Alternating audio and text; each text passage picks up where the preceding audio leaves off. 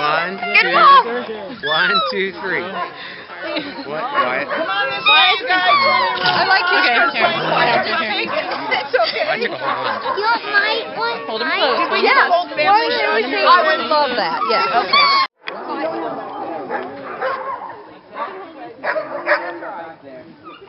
Just this one.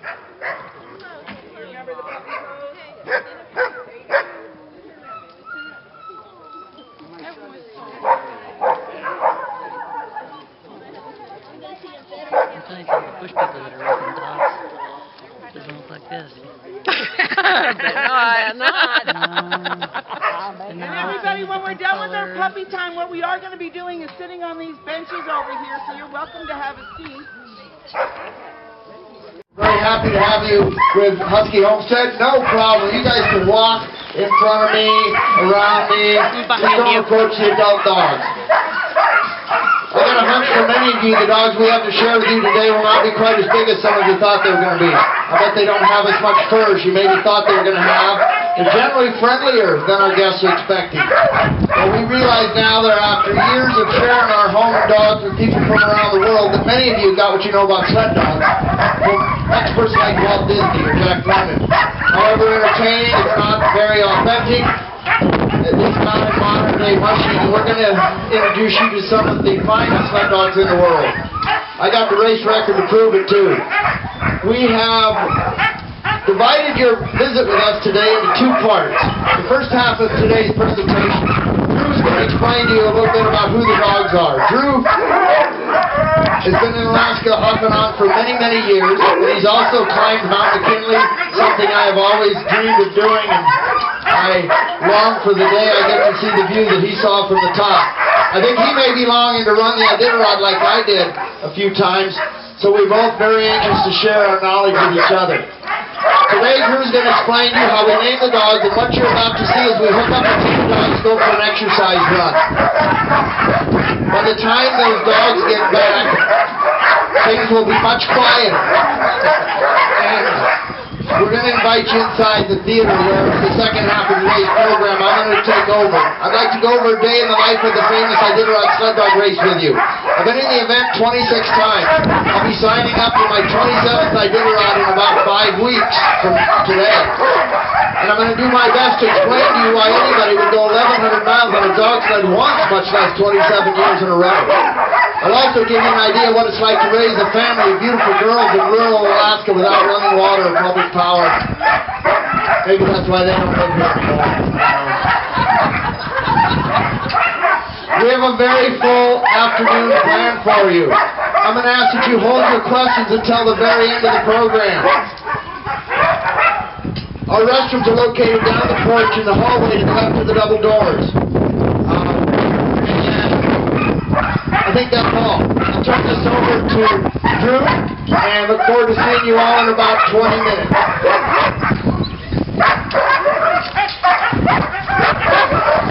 Thanks, Jeff. Can everybody hear me? Loud and clear? All right. Well, this is why we use microphones. The dogs are all very excited because you guys are here. This is part of our training, what we're about to do. You might notice we're using an ATV. That's going to give the musher a lot more control over turning and braking. We could certainly outfit a regular sled with some wheels if we were just doing this for show. We could just do a loop around the driveway and use a little sled. But because we're going out for a few miles, we want the musher to have as much control over the 8 dogs that are going to be on this sled as possible. So by using the ATV, they've got much better handling, steering, and braking power. It is a whole lot easier to get the dogs to go, more so than it is to get them to ever whoa. Dogs hooked up to the front of the sled. Since this is just a training exercise, we're only using 8, but I'll go over the different team positions. They're going to be the same with the Iditarod team, just a few less team dogs on this lineup. So at the front of the tow line, these are our lead dogs. I kind of missed who went over there. Sorry, couldn't name the dog, but in the lead position, what we're looking for is a very obedient dog, a dog that can really listen well to the musher's verbal commands. behind the lead position, we've got swing dogs. The swing is equally important. Those dogs are able to step up and take the role of lead at any time if that was necessary. But the swing dogs, they also do a big job of helping keep everyone behind them in line. They are really good at following directions, and they do help steer the rest of the team behind them. Then we've got the team dog position. Now, on an Iditarod race team, we would have up to 5 rows of team dogs. These are multi-talented dogs. They can fill any position at any time. That's just a general term that we use for the dogs that don't have a very specific role at that time, like a lead or a swing. And then at the back, right in front of the sled, or the ATV, we would have the wheel dogs. Wheel dogs are typically larger, stronger. They're able to give a little bit more torque, a little more pull. If that sled does happen to get a little frozen into the snow and ice in winter time, having strong wheel dogs to jerk that sled free is really useful. So the commands that the musher is going to use, they're pretty basic. We've got 4 regularly used commands that the musher uses. The first would be hike, or let's go, sometimes, or mush. It's the musher's preference. Hike, mush, or let's go tells the team to accelerate. When they round that bend, you might be able to hear, probably not because of all the barking, but the musher is going to yell the command G. G means, in sled dog language, turn right. We use the word ha for left and row to get the dogs to stop. So we've got mush, G, ha, and row. They all have slightly different sounds. It's easier for the dogs to differentiate the different commands. And away they go. So they are going to be gone for about 10 or 15 minutes, but first they're just going to do a quick loop around the driveway, and they're going to come right back down through this alley in the middle of the kennel yard. So get your cameras ready. In about a minute, we're going to have a great photo opportunity as the dogs tear out of the yard.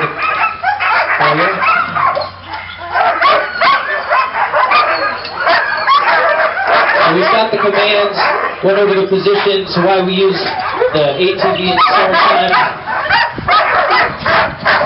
I'm going to make sure I'm not in your way through.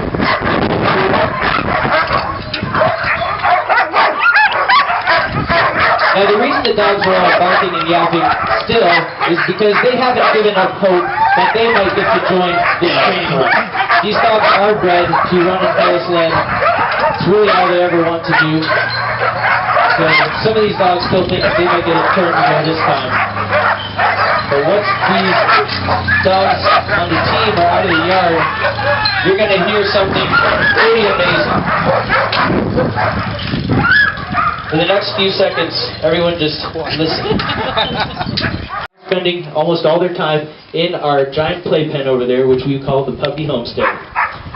In 4 to 6 months' time, or when the puppies are that old, they will undergo their first rite of passage of puppyhood here at Husky Homestead, and that is to move from the puppy homestead into the adult dog yard. Each puppy will get its own house when it turns about 6 months old, and that is fun for the adult dogs too because they get to socialize and play with a new puppy neighbor, but it also is great training for the puppies themselves. The behaviors of the more veteran dogs in the yard really rubs off very strongly on the puppies. They learn a lot just from observing their neighbors. So to get that training started, we will move the puppies over here into the adult yard in about 3 or 4 more months. So that's the first rite of passage for the pups. The second will be being harnessed or harness broken for the first time. Now, Jeff, of course, is an amazing racer, and the dogs he breeds are world-class champions. But if you were to be here on the first day that we harness break the puppies, you might think that we have no idea what we're doing. It's very chaotic. Have any of you had a 5 or 6 month old puppy? Yeah, a few? Yes. Young dogs, always very, very energetic. Alaskan Huskies are even more so. And so we do actually need one staff member to harness and control each and every puppy on the team until the sled gets going in motion. But then, once the sled is about down to the curb there in the driveway, maybe 200 yards into their very first time being on a sled team and tow line, their instinct kicks in. And it's really amazing to see. within just a couple hundred yards of the musher saying, "Let's go," they all start pulling together as a team, their instinct kicks in, and that amazing transformation takes place. When the dogs would get back up here, you actually would not be able to tell if these were rookies or veterans after their very first run. It's that quick how the transformation takes place. So that's the second rite of passage, being harness broken, which takes place anywhere from 6 to 12 months old. Then when the puppy is 1 to 2 years old, we will enter them into their first race. I use that term race very loosely. We're not trying to win, of course. These are just little puppies, 1 to 2 years old. It's to give them a taste of the racing environment, let them meet all the different faces out in the crowd. For example, at the start of the Iditarod, there are typically thousands and thousands of people there just to watch the mushers go through the start line.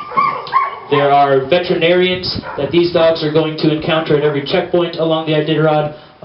At all the villages, the young people love to come out and see the dogs. They might try to pet them.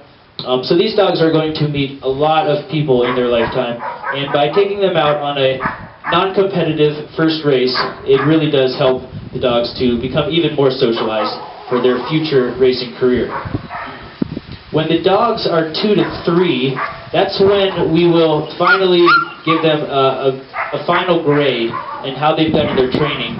So all these puppies that we have right now, they're going to stay here at Husky Homestead for 2 to 3 years.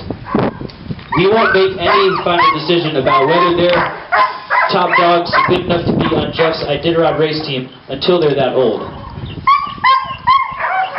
So 2 to 3 years, that's how old the dogs will need to be to make the race team. This noisy one here, that's Zig.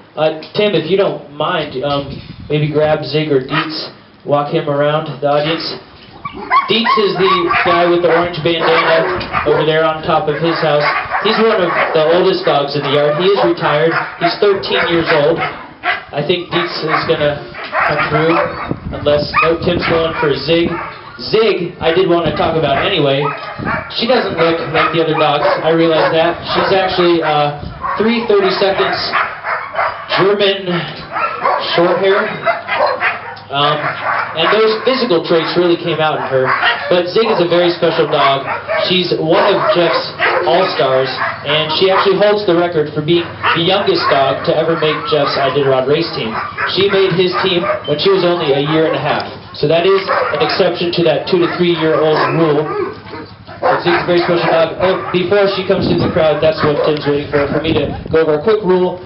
Zig's very good at finding the loving elsewhere, so if you don't want to touch her, just keep your hands to yourself. Otherwise, feel free to pet her. Try not to manipulate her for a photograph, and if it's a husky, they're a little bit stockier. They will cross the finish line, but the teams of Siberian Huskies really don't stand much of a chance of winning the Iditarod race just because they aren't the fastest breed of husky there is. An interesting fact about the Alaskan Huskies, which these dogs all are, including Zig, they're not recognized by the American Kennel Club as a thoroughbred breed. We have a very, very wide gene pool here. We actually will bring in dogs from other kennels or let our dogs go to other kennels for breeding purposes. Bailey and his brother Barnum are actually 2 of the studs in the kennel right now. They're actually both fathers of one of the 2 sets of puppies that you held today. Bailey's the father of one litter. Barnum is his brother, and that's the father of the other litter. Which brings me a little into how we name the puppies. Actually, Jeff King has very, very little to do with the naming of the puppies here at Husky Homestead. He mentioned he has 3 daughters. They're not here right now, but at a very early age, his 3 daughters decided it was their department to name the puppies. And we have a system for doing that here. We give each litter a theme, and then we'll name all of the puppies within that theme. The 2 litters over here were leading ladies of the golden age, so we had Garbo, Hepburn, Monroe were some of those pups. And the other litter of 9 are things that we've launched into space. So we've got a Sputnik, a rocket, a Dragon, and just to name a few. Well, Barnum and Bailey were a litter of 2, so they're named after the Circus Brothers.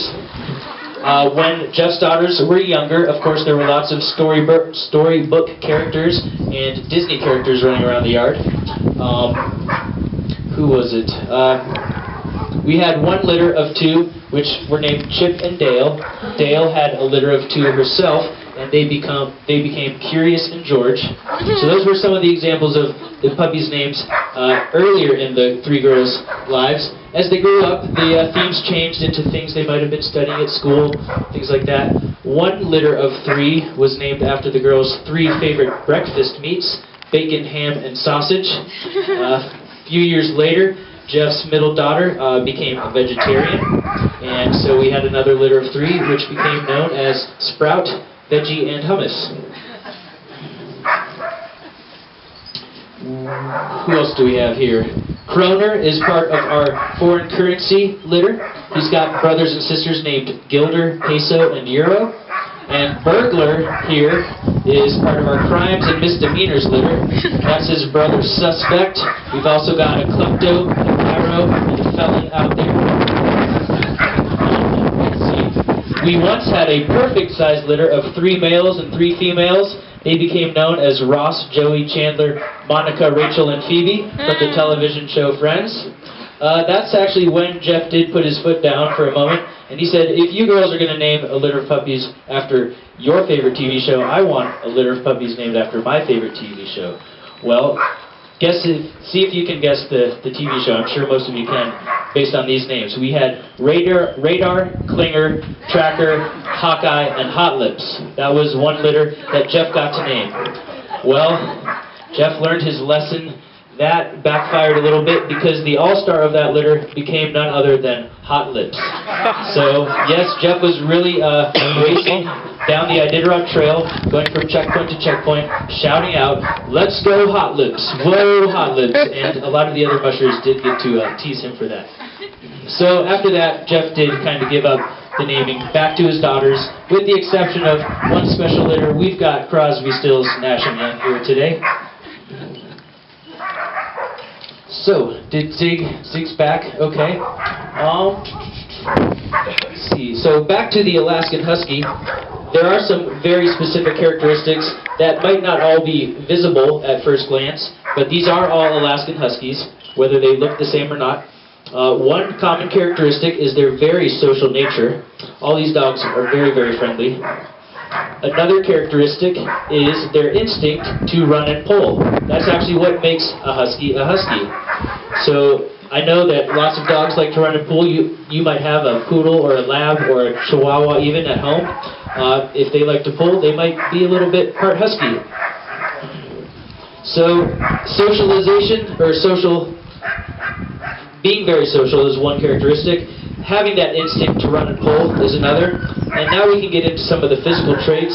It's going to be a little easier to show you. And Bailey, if you don't mind standing up. I know it's hot out today. This feels like the Sahara Desert to these dogs. They're actually most comfortable at about 20 below zero when they have their winter coat. But if you look close, these dogs all have these longer guard hairs, which are very oily. They repel rain, snow, and precipitation very, very well. And underneath, if we brush the dogs backwards, you will see this lighter coat underneath. That is their winter coat. They're still in the process of shedding. Actually, some of the dogs are just getting started, and we're going to help them out by brushing them very regularly starting very soon. But these dogs do all have a double coat system, and that's a very common characteristic of all Alaskan Huskies. Also, a common characteristic is their metabolism. These dogs burn calories like no other. That's what actually makes them an Alaskan Husky. It's their internal engine, which keeps them warm, almost more so than their coat in the wintertime. Right now, we're feeding each and every dog here around 2,000 calories a day. That's their summer diet. They're actually not working that hard. They're only running a few miles every day. But in the fall, when it starts to cool down and the days get shorter, we're going to run the dogs farther for longer periods of time, maybe even a little faster. We do try to always keep them around 10 miles per hour, but we're going to be able to take the dogs much farther when the temperatures drop. So we're going to need to up their diet, their caloric intake when that happens. By Thanksgiving time in November, these dogs' diets will all be bumped up to around 5,000 or 6,000 calories a dog. But we're still many months away from the start of the Iditarod. We're going to keep training these dogs throughout the winter. to go from handler a little more to 5-star chef for these dogs.